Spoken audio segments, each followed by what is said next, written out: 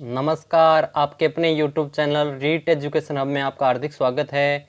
आज हम माध्यमिक शिक्षा बोर्ड राजस्थान कक्षा 12 भूगोल विषय के पाठ संख्या 14 भारत जनसंख्या संरचना विषय पर विस्तृत चर्चा करने के लिए आपके सामने आए हैं। तो शुरू करते हैं। किसी भी देश की जनसंख्या संरचना वहाँ की जनसंख्या की सामाजिक विशेषताओं को प्रकट करती है, जिसमें आयु व लिंग का विश्लेषण, निवास का स्थान, मानव जातीय लक्षण, जनजातियाँ, भाषा, धर्म, वैवाहिक स्थिति, साक्षरता और शिक्षा, व्यावसायिक विशेषताओं आदि का अध्ययन मुख्य रूप से किया जाता है। अब पढ़ते हैं ग्रामीण जनसंख्या। वर्ष 2011 की जनगणना के अनुसार देश में कुल गांवों की संख्या 4,40,867 है। गांवों की दृष्टि से उत्तर प्रदेश 1,06,704 गांवों के साथ प्रथम स्थान पर है। मध्य प्रदेश 54,903 गांव, ओडिशा में 51,313, बिहार में 44,874, राजस्थान में 44,672, महाराष्ट्र में 43,663 व पश्चिम बंगाल में 40,203 गांव क्रमशः महत्वपूर्ण हैं। देश में ग्रामीण जनसंख्या का सर्वाधिक सहकेंद्रण निम्न राज्यों में मिलता है। हिमाचल प्रदेश की 89.96% जनसंख्या गांवों में रहती है, बिहार में 88.70%, असम में 85.92%, ओडिशा में 83.32% व मेघालय में 79.92%, उत्तर प्रदेश में 77.72% व अरुणाचल में 77.33% जनसंख्याओं का गांवों में निवास होता है। आगे बढ़ते हैं। नगरीय जनसंख्या।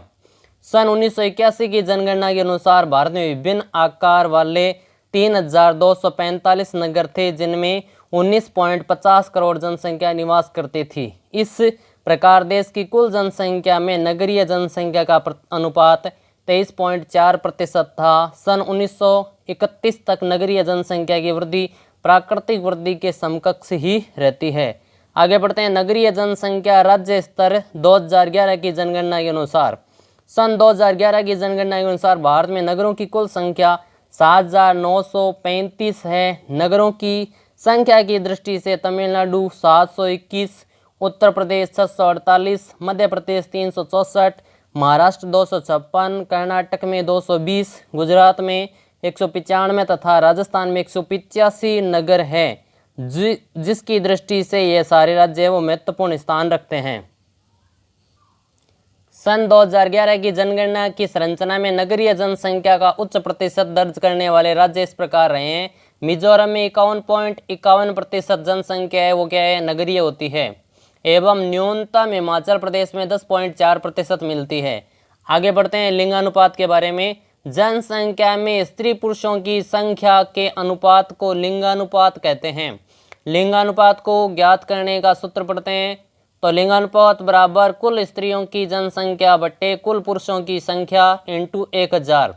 भारत का लिंगानुपात 940, विश्व के औसत लिंगानुपात 984 से कम मिलता है। आगे बढ़ते हैं। राष्ट्रीय औसत से अधिक लिंगानुपात वाले राज्यों के बारे में।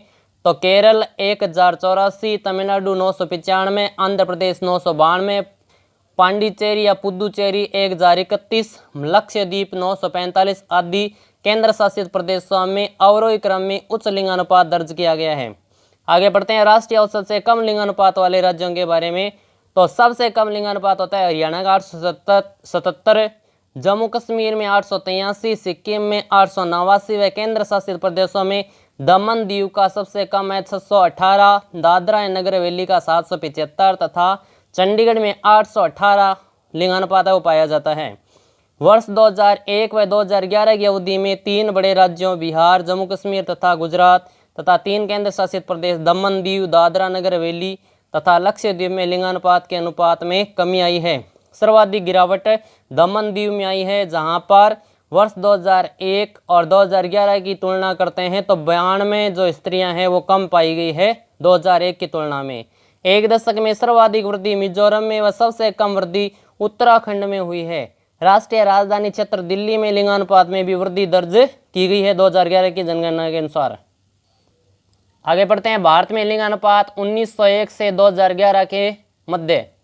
जनगणना 1901 में 972 स्त्रियां, 1911 में 964, 1921 में 955, 31 में 950, 1941 में 945, 1951 में 946, 1961 में 941, 1972 में 930, 1981 में 934, 91 में 927, 2001 में 933 व 2011 में 940 लिंगानुपात हो जाता है।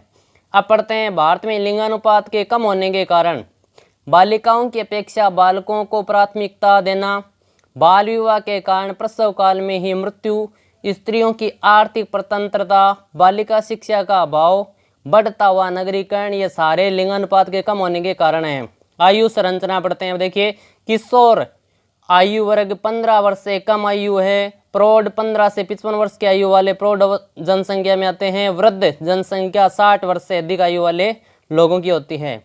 2011 की जनगणना के अनुसार देश की 35.6% जनसंख्या किशोर वर्ग में, 58.1% प्रौढ़ जनसंख्या में और 6.3% वृद्ध वर्ग में समाहित होती है। भारत जननांग संक्रमण की तृतीय अवस्था में, क्योंकि यहाँ प्राकृतिक वृद्धि दर उच्चतम है। भारत का आयु पिरामिड चौड़े आधार व नुकीले शिखर वाला होता है। आगे बढ़ते हैं। भारत की जनसंख्या का आयु संगठन जनसंख्या में प्रतिशत 2001 में 0 से 14 आयु वर्ग की जनसंख्या का प्रतिशत है 35.6, 15 से 59 वाला 58.1 और 60 से अधिक वाला 6.3। 2011 में यह प्रतिशत पढ़ते हैं 0 से 14 आयु वर्ग का 29.5, 15 से 59 वाले में 62.5 और 60 से अधिक वाला 8% होता है। भारत की लगभग 33% जनसंख्या युवा है। देश में कुल बाल जनसंख्या 15,87,89,287 दर्ज हुई, जो देश की कुल जनसंख्या का 13.12% है। देश में वर्ष 2001-2011 के दौरान बाल जनसंख्या में 3.08% की नकारात्मक वृद्धि दर्ज हुई है।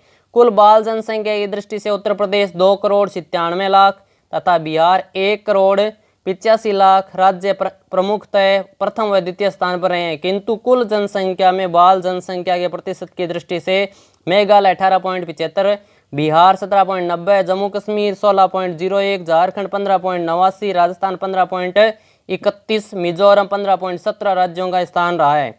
तमिलनाडु में 9.56, गोवा में 9.57 व केरल में 9.95 आदि राज्यों में न्यूनतम बाल जनसंख्या का प्रतिशत भी दर्ज हुआ है। मुख्य रूप से भारत में साक्षरता का प्रतिरूप पढ़ते हैं। भारत में साक्षरता प्रतिशत 1901 में 5.35% लोग ही पढ़े लिखे थे, जिनमें पुरुषों का अनुपात 9.83 व महिला का 0.60 था।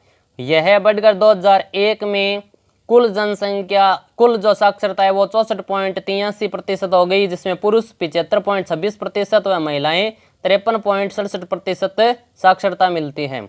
वर्ष 2011 में 74.04% साक्षरता है, जिसमें से 82.14% पुरुष व 65.46% महिलाएं हैं वो पढ़ी लिखी है। अब पढ़ते हैं राज्यों के अनुसार साक्षरता। भारत में औसत साक्षरता 74.04। 2011 की जनगणना के आधार पर राज्यों को 2 वर्गों में विभक्त किया गया है। राष्ट्रीय औसत से अधिक साक्षरता वाले राज्य पढ़ते हैं। सबसे पहले इनमें सर्वाधिक साक्षरता 93.91% के साथ केरल प्रथम स्थान पर है। लक्षद्वीप 92.2%, मिजोरम 91.58% क्रमशः द्वितीय व तृतीय स्थान पर है।